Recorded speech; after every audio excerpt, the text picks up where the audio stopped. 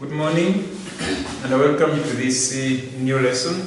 This is about the structure part of our new topic which we are looking at, and that is print media, P5 term 1. That's where we are. The vocabulary part was covered. We now look at the structure part, and that is the dash, which, dash.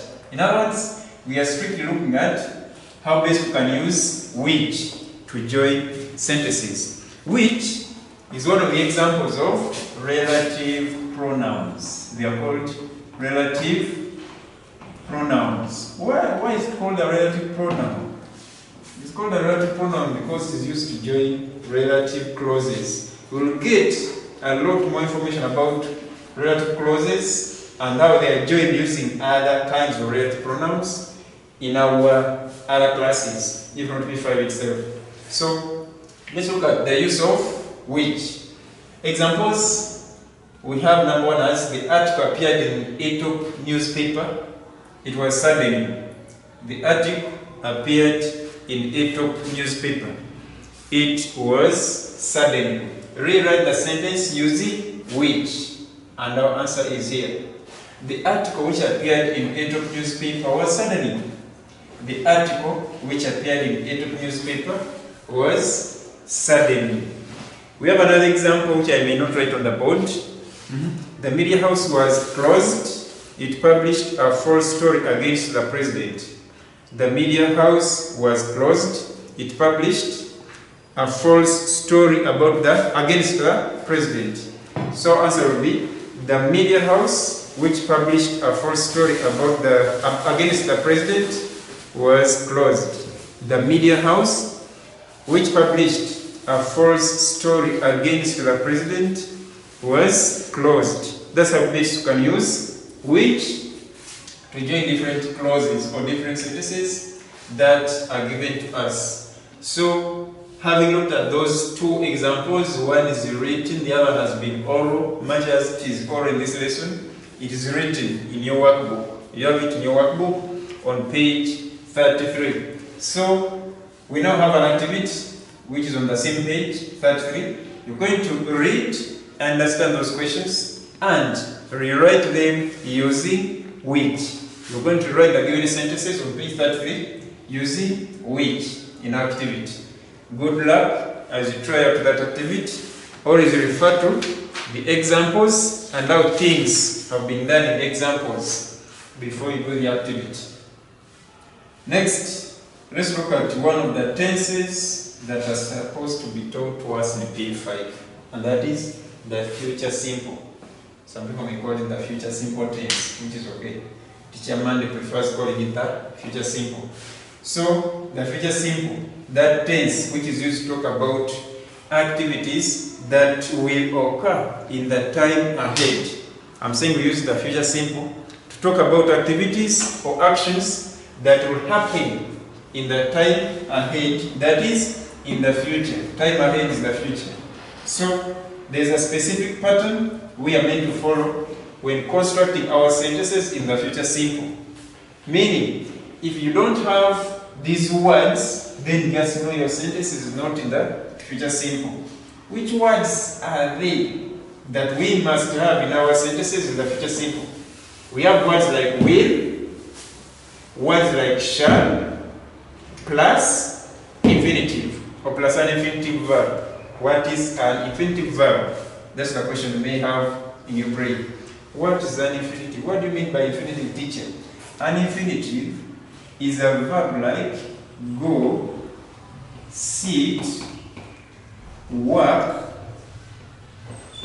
drink, and many others.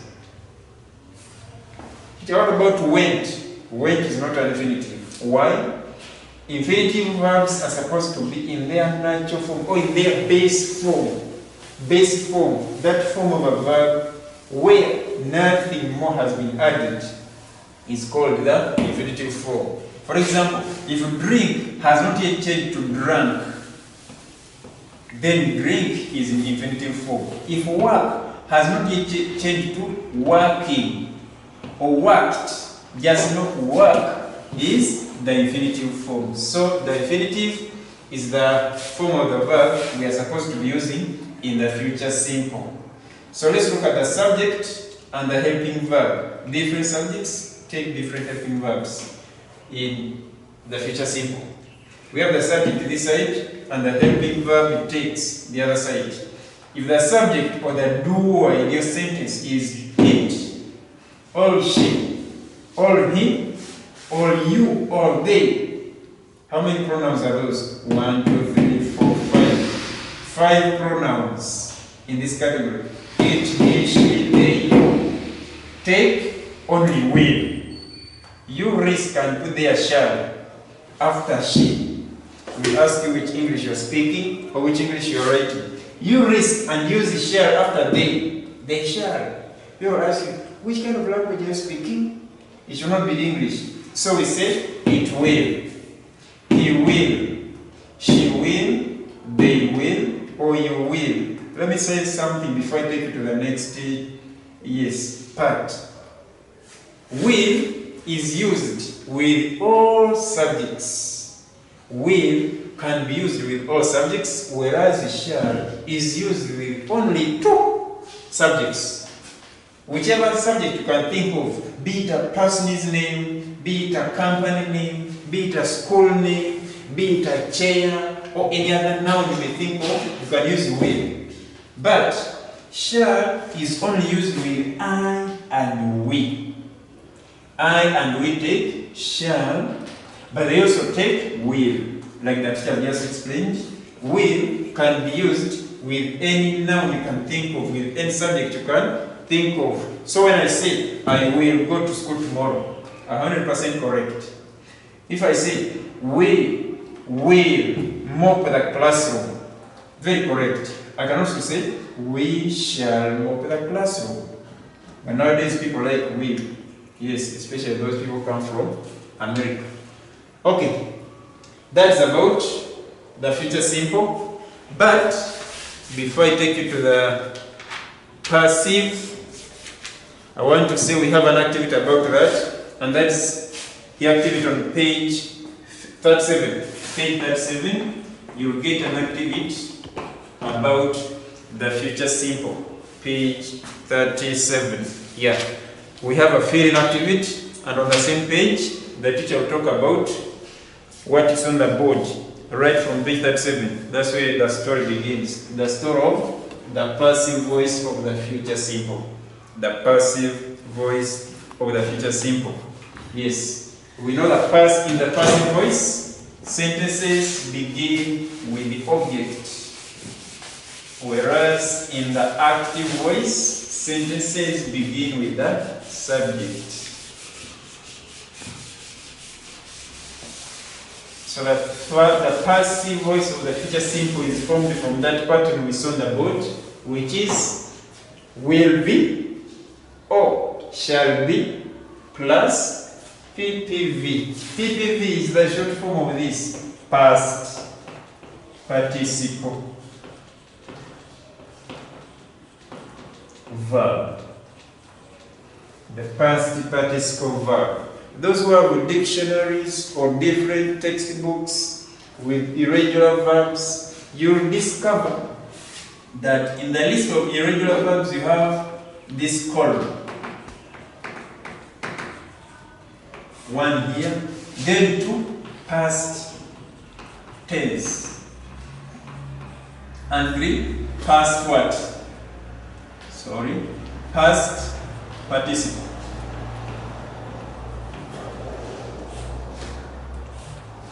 If you have a list of verbs, those verbs exist in these 3 basic columns. We have the infinitive, the past tense, and the past participle.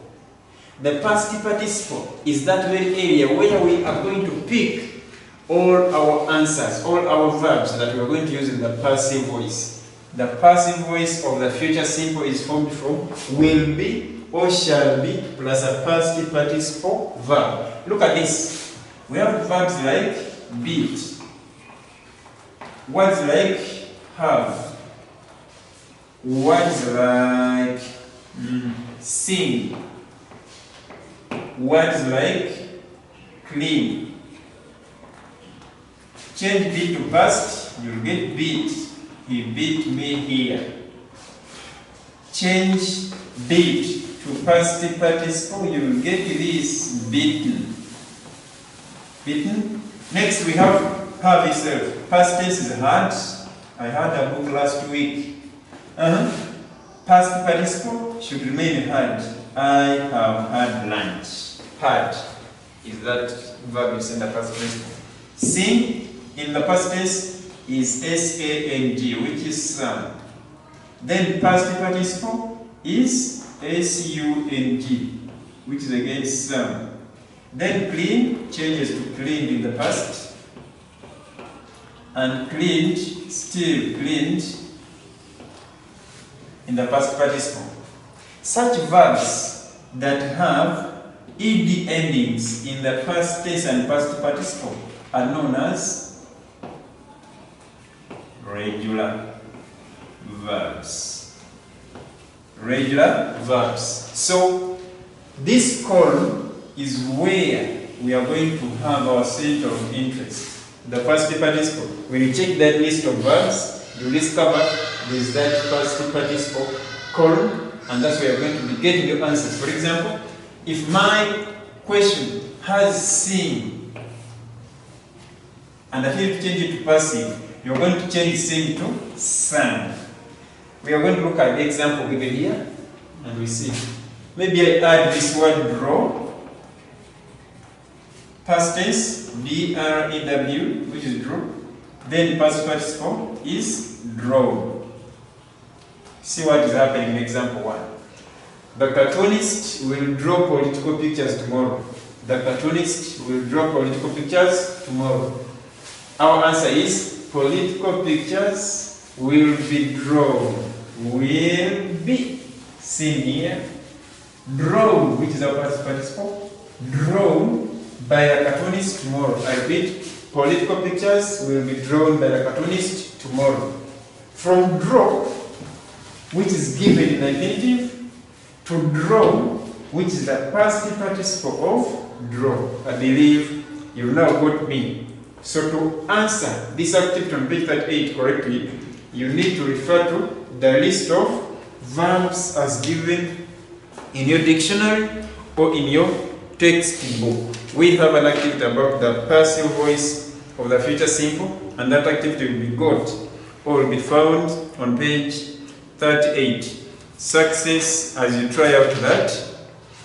Having done that, before we go to traveling still, we will see something connected to comprehension. We have a text, a comprehension text, and this one is telling us to read the announcement that appeared in the Daily Monitor newspaper on that date of Friday, 5th February 2021, and answer the questions that follow in full sentences. It's about a lost car. You write it and read it and answer the questions about it in full sentences. You answer in short, you will be creating serious trouble. English requires you to answer in full sentences. However, there are questions that may not require you to answer in full sentence. An example is questions that begin like this.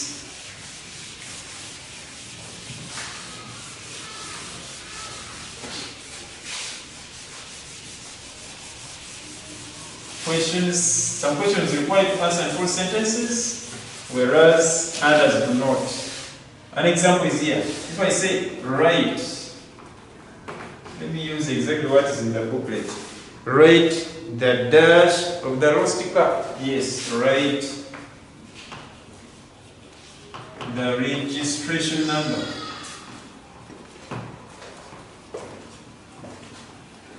of the lost car. If the registration number has been given to me, I don't need to think of a very long sentence to convince the teacher. You'll just copy the registration number the way it is given in the book, here in the text, and that is UAB. The teacher has told you to write UAB what? 374L. 374L.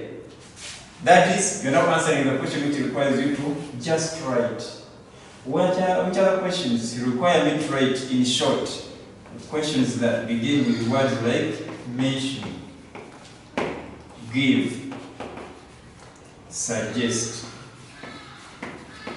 Still, I want to tell you that if we tell you to mention and you write in full sentence, your answer is okay. If we tell you to give and you write in full sentence, still your answer is okay. However, when we want you to write in full sentence and you end up giving or just mentioning or just suggesting or just writing, in short, no mark at all. No mark at all. So be careful as you work out on that activity of page 39. We have our other work on page 40, which is telling us to write an announcement about a lost brother. Yes, and make sure you indicate some of the things given below. Let me read in full. Assume your brother got lost from your local market. Write an announcement to be posted in the newspaper of your choice. The newspaper of your choice. In your announcement, you're supposed to indicate the following. Indicate your family name. Hey, what is your family name? Don't tell me the name of your family. A family has no name. Your family name is your surname. Indicate your surname. Name of the lost brother. Indicate the name of the lost brother. That should be the two names, the surname and the first name. Then describe your brother by age. How old was he? Height, color, and clothes. Then the language he speaks. If it is Runyankore, you tell us speaks Runyankore, or English and Runyankore, or Luganda and Acholi, such stuff. Then where should one report in case one finds him? Promise a token of appreciation to anyone who will find him. Whoever finds him will be rewarded with such, or a big reward of this kind awaits whoever finds him. And B, note carefully, you're supposed to enclose your announcement. The enclosure was already done by the teacher. We enclosed it, so your work is just write it inside there. If you write maybe information that may not fill the wall of the frame given to you, we advise that you add another enclosure inside that one. Ours may be bigger than the space you're going to use to write those words or to write that announcement. So, what does the announcement look like? It should look like at least the comprehension piece on page 39. It's also an announcement. This one is a lost car. Then this side is about your lost brother. Your brother who got lost in a local market. You'll be announcing. Yes. And you promise a heavy token to whoever finds him. I can now take you to our next activity, which is on not an activity, should be a lesson on page 41. Traveling. Page 41, where we are going to look at traveling.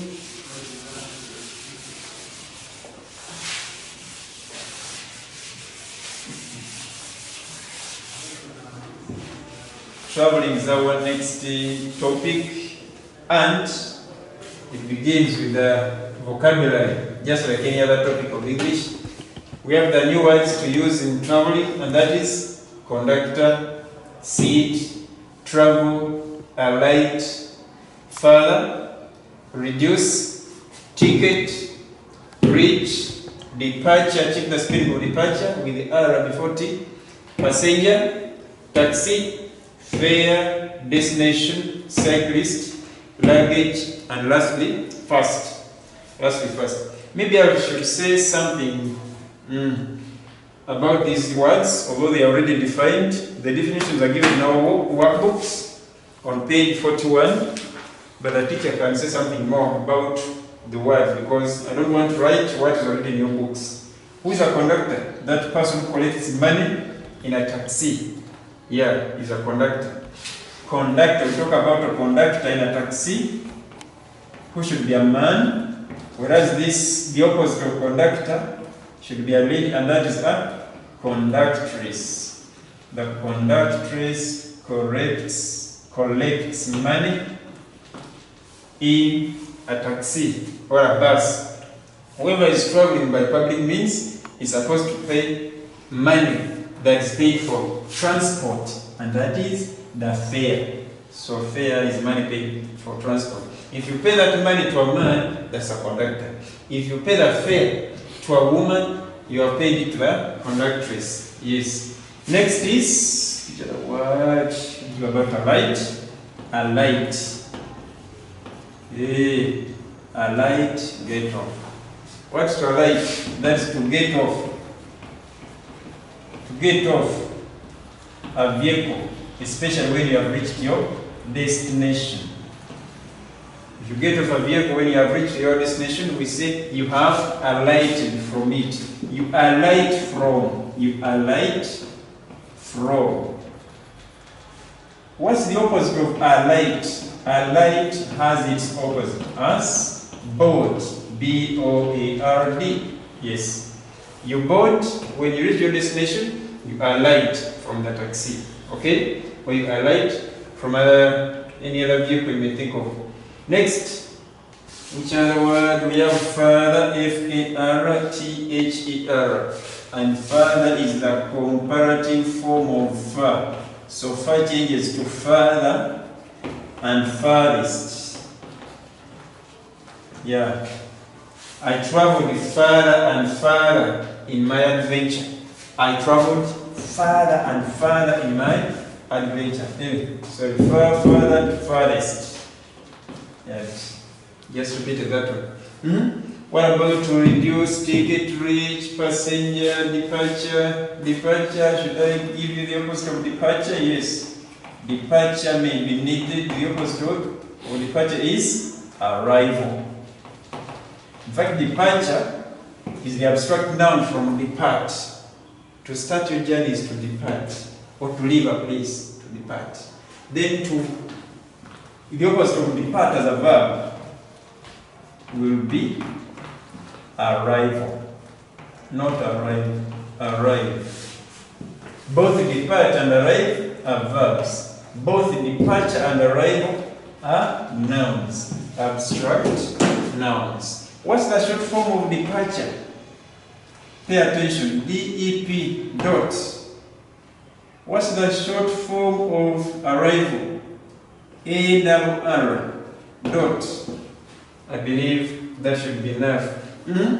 Departure, that passenger, that person traveling in a vehicle who is not a driver, who is neither a driver nor a conductor. That person is called a passenger. So, if the taxi carries 14 passengers, those 14 passengers exclude the driver and the conductor or conductress. Meaning, the rest of the people who pay the fare are known as the passengers. Have you ever been a passenger in a taxi? If you have never, well and good. It means you have your own vehicle you're driving. Next, we say a taxi. Yes, that one is used for public transport. We know very many of them in Kampala, very common. Fare, we explained about the fare. That's money paid for transport by public means. Destination, where you are going or where your journey ends is your destination. The cyclist, who is a cyclist? A person riding a bicycle is a cyclist. A person riding a bicycle is a cyclist. We have luggage. What you carry as you travel is your luggage. Next is first. First, common stuff. So, more about the definitions and the examples connected to these definitions. Find that on page 41 and 42. And after getting the definitions and the examples of how those words can be used in sentences, you will be able to answer the activity on page 42. Page 42 presents you with an activity which goes up to page 43. Yes, in the same workbook. The activity stretches up to page 43. So, try out that activity in your workbook.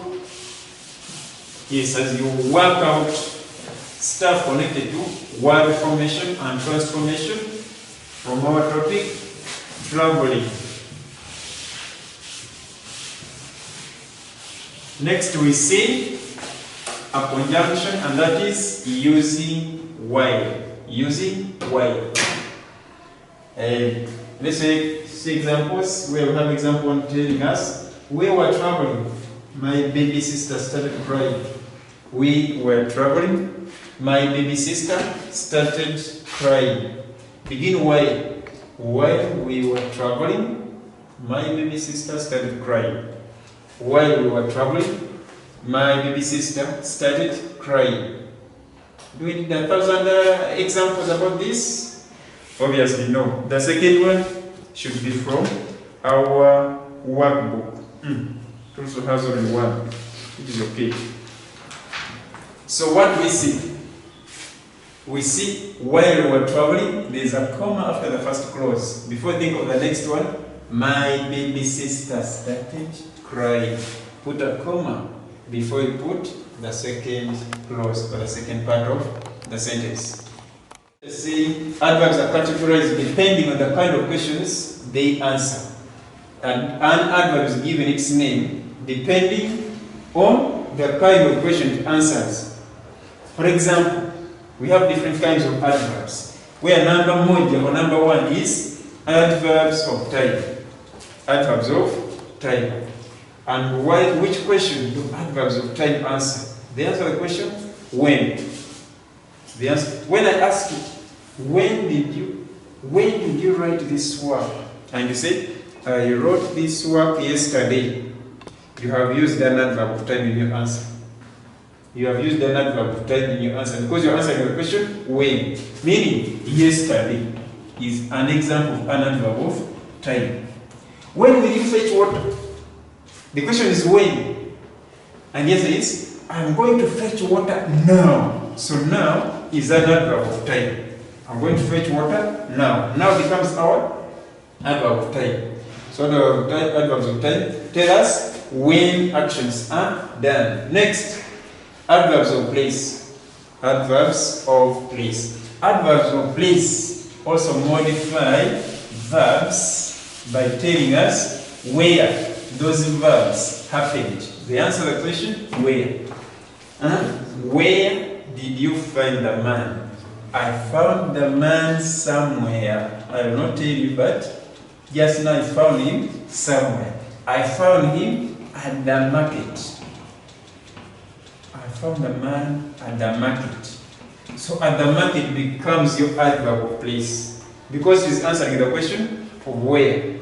Somewhere is another adverb of place which answers the question where.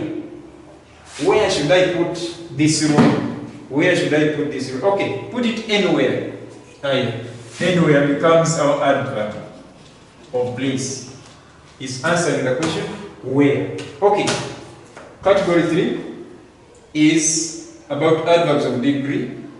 Adverbs of degree. And these ones tell us to what extent. To what extent.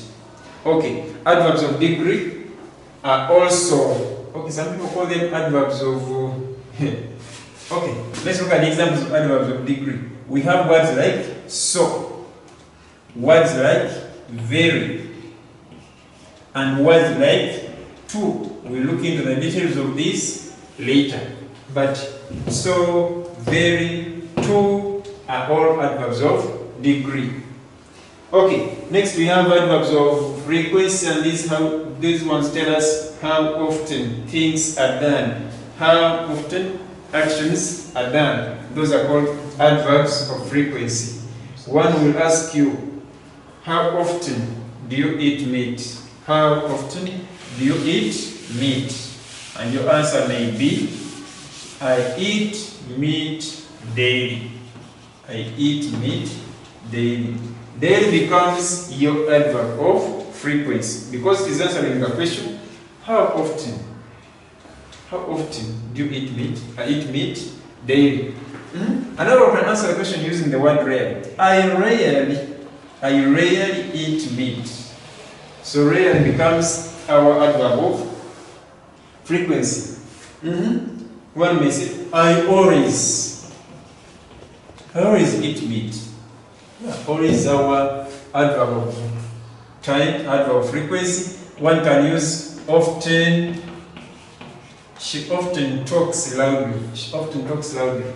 That's another example of an adverb of frequency. Another one is usually. The other one is sometimes, but not all times, simply sometimes. These are all examples of adverbs of frequency. How often does he go to the market? He sometimes goes to the market. He sometimes goes to the market. Next and last here is adverbs of manner. Adverbs of manner. Manner means way. In other words, they tell you the way things are done, how things are done. Yeah. Mention any one way by this. Those questions are common in science, SST. We are saying adverbs of manner tell us how actions are done. They answer the question of how. And after answering the question of how, the teacher will take you to another chapter, and that's about formation of adverbs. And normally these are adverbs of manner. They are what we are going to talk about. And this should be in our next lesson. So for today, allow me Amy and call it a day. But in our next lesson, come when you are ready to learn about how we can form adverbs of manner. They are formed by adding letter, suffix ly to the adjective given. But the details will come in our next lesson. I wish you good luck as you do all the activities that teacher has told you to do. Goodbye. We'll meet next time.